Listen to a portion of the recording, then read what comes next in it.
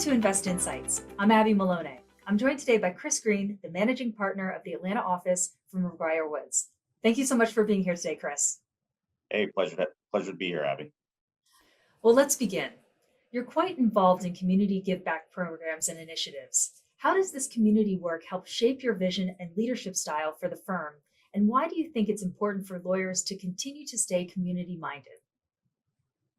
Yeah, good question, Abby. I mean, I think, the firm these days, I have to admit, some other administrative tasks pull me away from as much community service as I was able to do as a younger lawyer. But, what I am able to do is work closely with the partner here in Atlanta that runs our community and pro bono work here in Atlanta, find opportunities, encourage lawyers to get involved.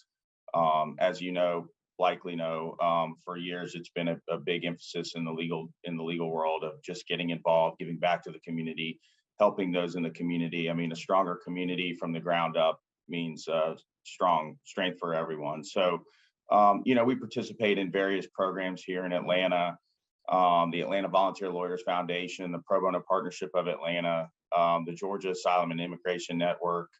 And you guys may have seen, or some of the viewers may have seen a couple of years ago, there was a student who was kicked out of school for counterfeiting a $20 bill, and he really had no idea. And one of our attorneys here in Atlanta took that and just felt like it was wrong and reached out to the family and had that overturned and got the student back in school, which was fantastic. Those sorts of things just, they just make you feel good. Like, our day-to-day stuff can tend to be very monotonous. And so when you have the opportunity to give back and you see kind of the joy on some of the people's faces that you're helping, it just means a lot, both professionally and personally in your development. And so, it's just a rewarding process that I think every lawyer should get involved in, and we strive to do the same here.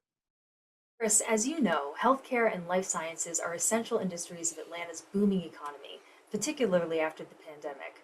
From your experiences with clients in those two fields, what are the most pressing legal needs for those companies in a post pandemic economy? And have you had to think more creatively to solve these problems? Yeah, I mean, my experience is primarily from the capital provider side. I represent lenders who are lending money to healthcare and life sciences businesses.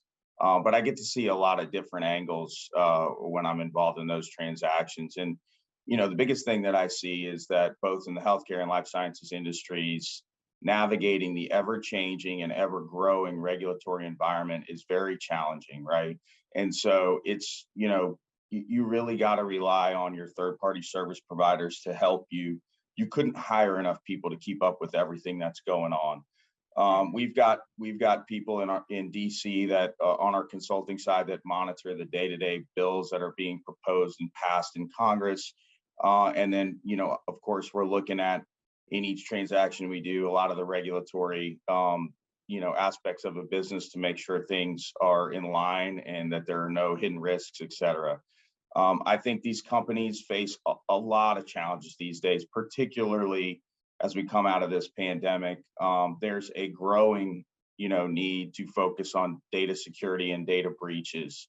It seems to come up all the time in the news, and most companies are just kind of scratching the surface of what they need to do to be prepared to avoid that kind of a breach, or avoid sanctions from a regulation that kind of governs that. And so, then there's also supply chain issues that I think still linger along since the pandemic. And everybody was caught off guard to some extent during, in light of the pandemic. But I ultimately think that, those sorts of things are things that companies are going to need to be prepared for on a go forward basis. There's always discussion around kind of the growing cost of, providing healthcare services or developing drugs and med devices. The news is riddled with things about kind of drug pricing. Congress is focused on drug pricing. I can tell you from a capital provider perspective, so much money goes into the development of these new drugs and medical devices that it's just, there's really no easy answer to the question of, what should a drug be priced? How can we control pricing? Certainly we've seen examples of gouging out there, like the EpiPen is like, the one that jumps in my mind first. But ultimately, like just focusing on and navigating pricing issues are always important. And the last thing I would say is it has been and it continued to be through the pandemic, with maybe a small pause in there, a seller's environment, a very fast paced, a lot of capital is available. People want to close transactions. Bids for transactions are extremely competitive. And where we can be helpful in those sorts of situations is making sure that a buyer comes in and is able to get, a clear picture of a target business that it's looking at, and make good decisions, not make hasty decisions about, making relatively large investments in these businesses. Absolutely.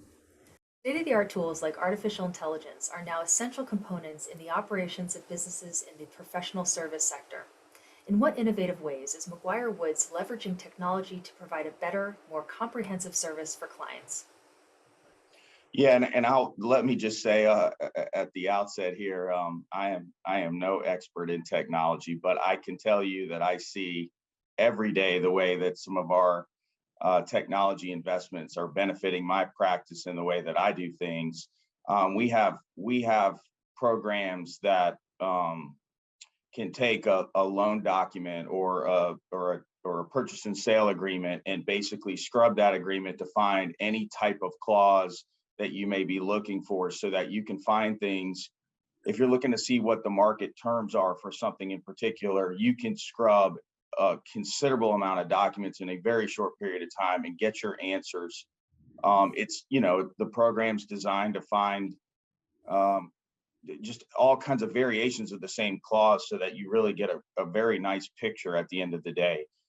Each morning I get various kind of updates via email, using some of the service providers that we use in their technology, and finding articles out there that are useful for my practice and that kind of touch on anything that my client's been published in. I usually see it in the morning, from this program.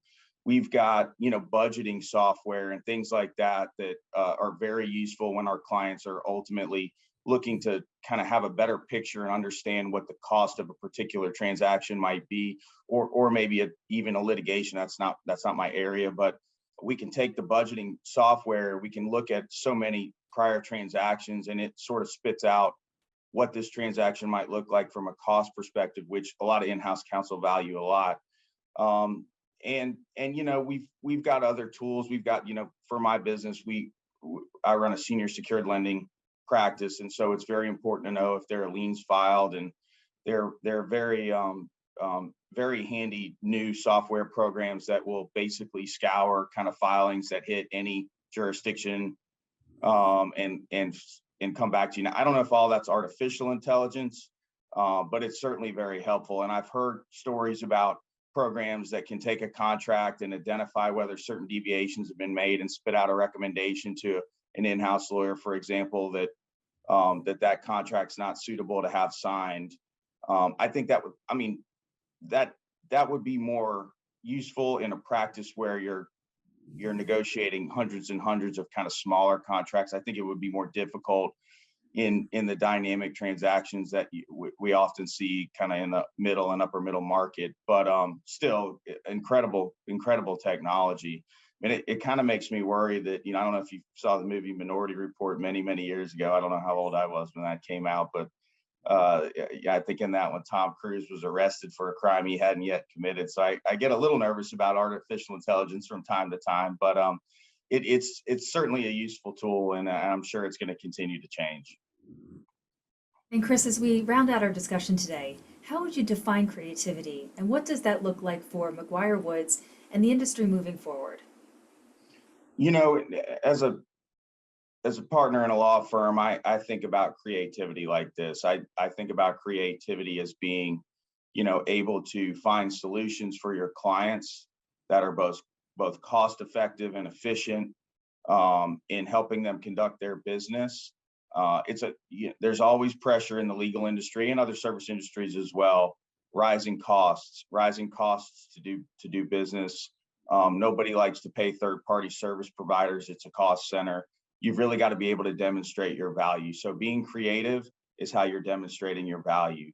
And in today's environment, with such a heavy regulatory environment, particularly in what I do in the healthcare and life sciences industries, a lot of businesses, particularly businesses that are just getting started, may have not been through a round of sophisticated equity, for example, where they can get a lot of, a lot of extra benefit. They need help just identifying what risks they actually have. They may not be able to see those risks. They may not be apparent to them. So being able to creatively sort of advise them on risks, help them see kind of where they're benefiting from the advice is, kind of how I think about creativity. Thank you very much, Chris. Thank you, Abby. Well, that was Chris Greene, the managing partner of the Atlanta office for McGuireWoods. If you enjoyed this video, don't forget to like and subscribe to our channel to hear more CEOs and thought leaders share their opinions and advice on today's business climate. Until next time, I'm Abby Malone, and this has been Invest Insights. Thanks for tuning in.